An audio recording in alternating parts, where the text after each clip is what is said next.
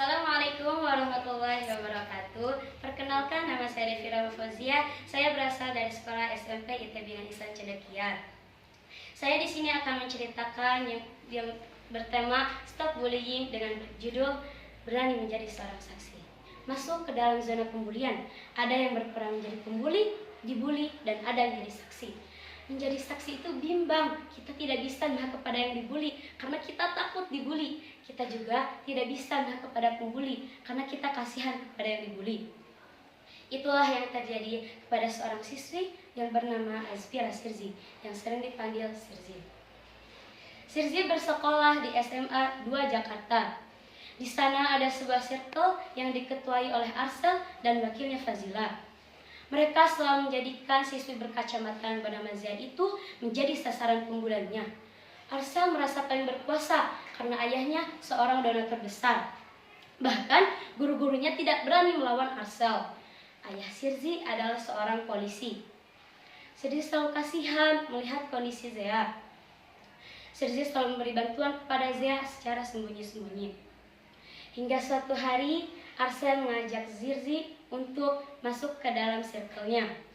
Tapi sebenarnya Sirzi tidak mau. Sirzi bingung dan dia meminta waktu untuk memikirkan keputusannya. Arsel pun memberinya waktu sampai besok. Singkat cerita, keesokan harinya, Zia tidak sengaja menumpahkan minuman ke baju Arsel yang membuat Arsel semakin marah dan kembali membulinya. Semua murid yang melihat itu pun mulai mengurumuni Zia. "Baju gue tuh mahal, lo berani-beraninya ngotorin baju gue," semangat Arsel. Semua anggota circle-nya pun membuli Zia, lalu menyirami Zia dengan jus bekas mulut mereka. Zia hanya bisa tertunduk lemah. Melihat kejadian itu membuat seorang ketua OSIS yang bernama Ravendra Artafarkan tidak tinggal diam. "Arsel, hentikan, lepaskan dia." "Oh, lo berani ngatur-ngatur gue? Sekali lagi lo bicara, keluarga lo taruhannya," ancam Arsel. Tiba-tiba Sirzi datang dari belakang kerumunan. Sirzi terkejut melihat kondisi Zia. Sirzi melihat murid-murid yang mengelilinginya. "Kenapa sih semua orang di sini diam, tidak ada yang bertindak, termasuk gue? Apakah sebegitu takutnya gue kepada dia?" batin Sirzi. Sirzi, lo udah terima kan tawaran dari gue? Nah, itu udah ketebak sama lo." Sebenarnya Sirzi terpaksa menerima tawaran itu. Mendengar perkataan itu, Ravendra aneh. Padahal selama ini dia selalu melihat Sirzi membantu Zia secara sembunyi-sembunyi. "Wow, tepuk tangan semuanya. Hal ini harus dirayakan. Ayo berpesta," ajak Arsel. Semua anggota circle-nya pun pergi berpesta. Saat Sirzi hendak melangkahkan kakinya, tiba-tiba Ravendra menarik tangannya. "Gue ada perlu sama lo." Sirzi mengurutkan keningnya. "Arsel, lo pergi duluan ya, gue ada urusan, nanti gue nyusul," teriak Sirzi. "Gue aneh, kenapa lo masuk circle Arsel? Padahal selama ini lo kan sering ngebantu Zia." "Loh, kok lo bisa tahu? Itu gak penting." "Ya, gue takut pada Arsel. Lo sendiri kenapa gak berani melaporkan aksi pembulian ini? Padahal lo kan ketua OSIS." "Arsel mengancam keselamatan keluarga gue. Seharusnya lo bertindak, Zi. Lo lebih berkuasa daripada dia." Tiba-tiba ayah Sirzi menelpon. Setelah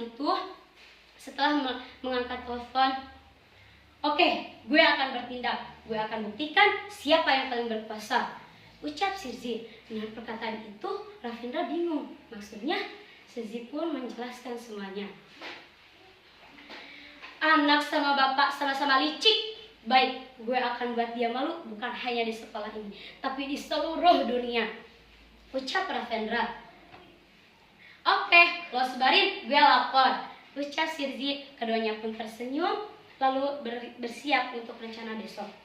Keesokan harinya, Zia sedang berjalan di lapangan sambil melihat brosur yang di dalamnya terisi lomba Olimpiade Sains yang akan diadakan minggu depan di sekolah ini.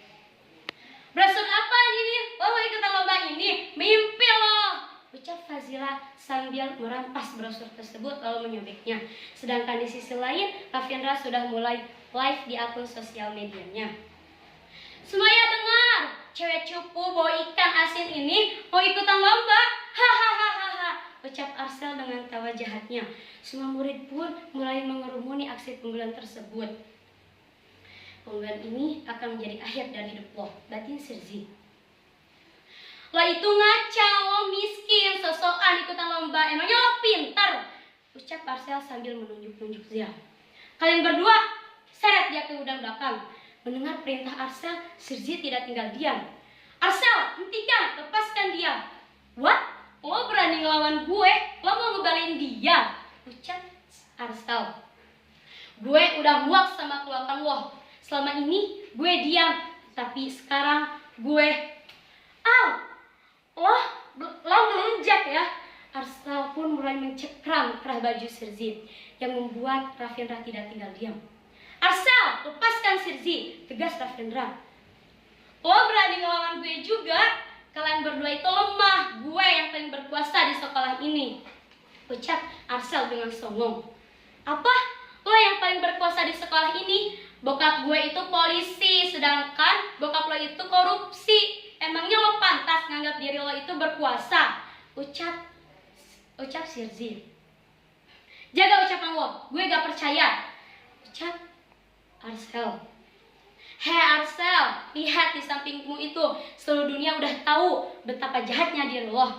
Arsel terkejut melihat kamera yang berada di sampingnya. Apa-apaan ini? Tak lama kemudian, mobil polisi pun mulai datang, mulai terdengar. Semua anggotanya pun mulai ditangkap oleh polisi. Zea pun di sana sudah mulai merasa tenang dengan keadaan tersebut karena tidak ada yang membulinya lagi. Sirzi pun membantu Zea yang sedang tertunduk lemah di bawah tanah. Zea, maafin kakak ya, selama ini kakak tidak membantu kamu dan hanya bisa diam. Gak apa-apa kok kak, aku berterima kasih kepada kakak. Sekarang tidak ada yang membeliku lagi. Senyum Zea mengembang. Sirzi pun ikut tersenyum. Baiklah, gue ada pesan buat kalian semua. Jika di antara kalian ada yang berperan menjadi saksi pembulian, jangan diam, jangan seperti patung yang hanya bisa diam dan tidak melihat dan seolah-olah tidak melihat apapun. Ingat, kemenangan akan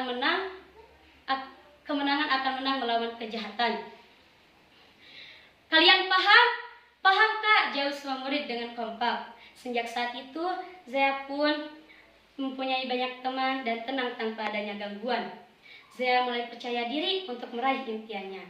Mungkin sekian dari saya. Wassalamualaikum warahmatullahi wabarakatuh.